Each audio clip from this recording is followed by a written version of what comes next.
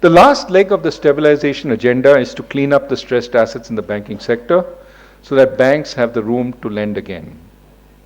Now, this has been a problem that has built up over time, and part of the problem is the banks didn't have enough power to get promoters to pay or to put the stressed assets back on track. They didn't have the right kinds of tools. And unlike a more developed country, we didn't have a functioning bankruptcy system. Now, bankruptcy systems work either by taking the borrower into bankruptcy or working as a threat by which the borrower agrees to out-of-court settlements, knowing that if that doesn't happen, the borrower gets dragged through the bankruptcy court. Now, without a bankruptcy court, neither was possible. What we've been doing over time is to give the banks the powers so that effectively they can carry out an out-of-court resolution with the borrower and put the stressed or stranded assets back on track. The primary importance for the country is the assets come back on track and start producing either power or steel or whatever. Of course, we need to pin blame where blame belongs. And if there was malfeasance, certainly malfeasance that was undertaken should be punished. However, let us separate the two. The asset itself is not a malfeasant asset. The asset itself is blameless.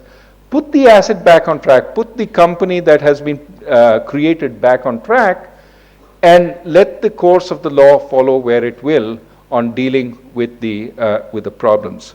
Now, by and large, there are a whole variety of reasons why assets have got into trouble. Bad luck, bad structuring, over-indebtedness, over-optimism. Remember, all this was happening on the back of very strong 7 years of very strong growth since 2003. So there are lots of reasons apart from malfeasance, either on the side of the lender or on the side of the borrower. So let us be very careful that we don't taint every problem with the same brush, and let us also be careful that going forward, we allow bankers to make reasonable decisions and to lend, because this country absolutely needs a system that works in terms of lending to finance growth. Now, our intent, let me end that with saying that our intent is to have clean and fully provisioned bank balance sheets by March 2017, and we are on our way there. In general, there are a variety of reasons why loans have gone bad. And if you say that every bad loan indicates malfeasance and requires a full-fledged investigation by the criminal authorities, let me assure you, going to kill both lending and entrepreneurship in this country immediately. So I don't think we want to go there. I don't think it's right either. I think a lot of sensible entrepreneurs, buoyed by the euphoria of the pre-financial crisis times when we were growing at 8-9% for a few years, and buoyed by the success of their previous enterprises, where with moderate amounts of equity they delivered on power projects, etc., essentially structured it in a much more optimistic way than they should have. Hindsight is 20/20. Now we say these are the things that you did wrong. Let us be careful that we don't use the benefit of hindsight to figure out what should have been done. I think that's very dangerous. I would say that we do want to go after malfeasance. Absolutely. I don't think there's any space to allow malfeasance and rip the taxpayer off via the public sector. But how do you do that based on what you're saying? You're saying be careful, but go after malfeasance. No. So that is where it's a very delicate line. It is a very delicate line, has to be approached with a lot of sensitivity.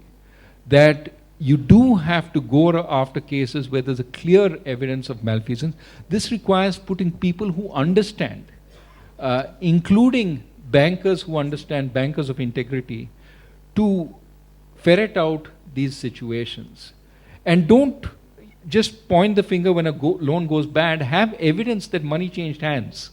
or at least a preponderance of evidence. I'm not a lawyer, so pardon the terms, they may not reflect legal terms. You have to be careful. At the same time, you can't have somebody laughing their way to the bank and saying, I built the system, I'm fine. Somebody who owns multiple flats in the poshest places abroad and has whisked away the money, that cannot possibly be, and I'm not talking about any specific person, these are general terms.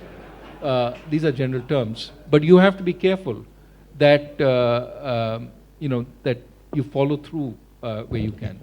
Just before I open it up to the audience, a quick question without naming names. If a person had a lot of flats abroad, would you stop that person from going abroad just because he hadn't paid a bank loan? No. Let's be careful again. Let's be careful. There is a law governing these. Yeah. So would you stop this person? And the law should be allowed to operate. If there is evidence of malfeasance, by all means the law should intervene at that point. If there is no evidence of malfeasance, and let me emphasize, default is not evidence of malfeasance, but there are elements of default which could be criminal in nature. If you took the money out of the company and put it in your own personal assets, that would be malfeasance, and that should be punished. Okay.